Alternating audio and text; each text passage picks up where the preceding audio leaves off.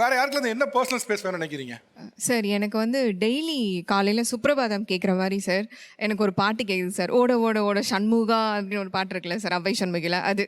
ஏன்னா நான் ஒர்க்கும் பண்ணுறேன், வீட்டு வேலையும் பார்க்குறேன் சார். சார் நிறையா ரோல் எடுக்கிற மாதிரி இருக்குது. மதர் ரோல், ஒய்ஃப் ரோல், எல்லா ரோலுமே எடுக்கிற மாதிரி இருக்குது சார். முடியல. என் ஹஸ்பண்ட் வந்து சும்மா சொல்லக்கூடாது சார், ரொம்ப ஹெல்ப் பண்ணுவார். எப்படின்னா 10:30க்கு அவருக்கு மீட்டிங், 10 o'clock எந்திரிச்சு 10:29 வரைக்கும் பாத்ரூமில் இருப்பார் சார். 10:30க்கு கரெக்டாக கால் அட்டன் பண்ண வந்துடுவார். வந்துட்டு இந்த லேப்டாப் எடுத்துகிட்டு சோஃபாவில் பிள்ளையார் மாதிரி உட்கார்றவர் தான். இடையில சாப்பிட்றதுக்கும் பாத்ரூம் போகிறதுக்கு மட்டும்தான் சார் எந்திரிப்பார், வேறு எதுக்குமே எந்திரிக்க மாட்டார்.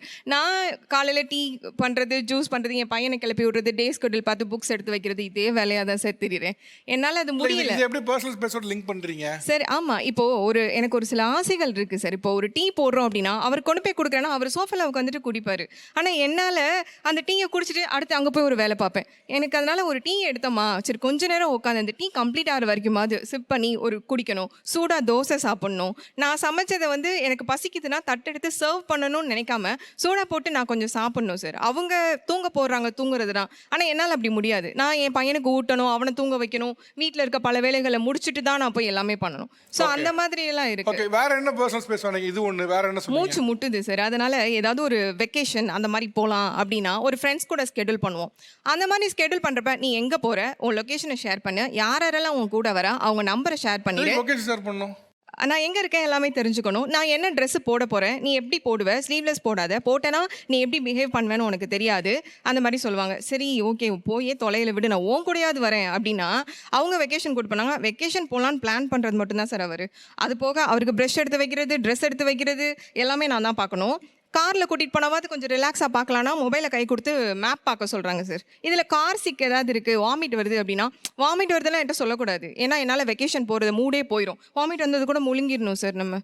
சார் ஒரு பைக் வாங்கி கொடுத்தாரு சார் எனக்கு. ஆக்சுவலி கரோனா எத்தனை வருஷம் ஆகுது sir? 10 years. 11 years. 11th year running sir. இப்போ புரியுதா சார் நான் எவ்வளோ அண்டர்ஸ்டாண்ட் பண்ணி வச்சுருக்கேன்னு?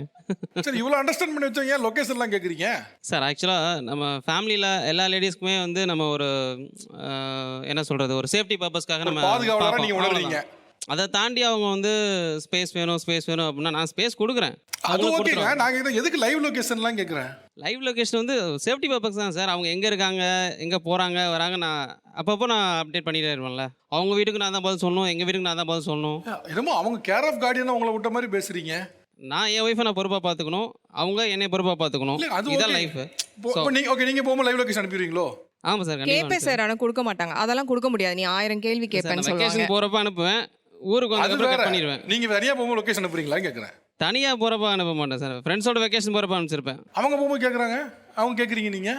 ஆமாம் சார். இப்போது நான் ரீசெண்டாக லாஸ்ட் இயர் கொடைக்கானல் போனேன். ஓகே, பட் நீங்கள் இப்போ நீங்கள் வரீங்க, இப்போ நீங்கள் பேசுகிறீங்க, இங்கே 12 கேமரா ரெக்கார்ட் ஆகிட்டு இருக்கு, ரைட்? இது ஓகே. இப்போ கேமராலாம் பேசுகிறோன்னு நமக்கு தெரியும். இப்போ நீங்கள் போயிட்டு இருக்கீங்க, சும்மா இடத்துல இருக்கீங்க, ஒரு இடத்துல பேசுகிறீங்க, நம்மளை யாரும் ரெக்கார்ட் பண்ணுறாங்களோ இல்லை நம்மளை யாரும் மானிட்டர் பண்ணுறாங்களோன்னு தெரிஞ்சால் நம்ம அறியாமல் ஒரு மாதிரி கான்சியஸ் ஆகும்ல, அப்படின்னு கான்சியஸ் ஆகும்ல.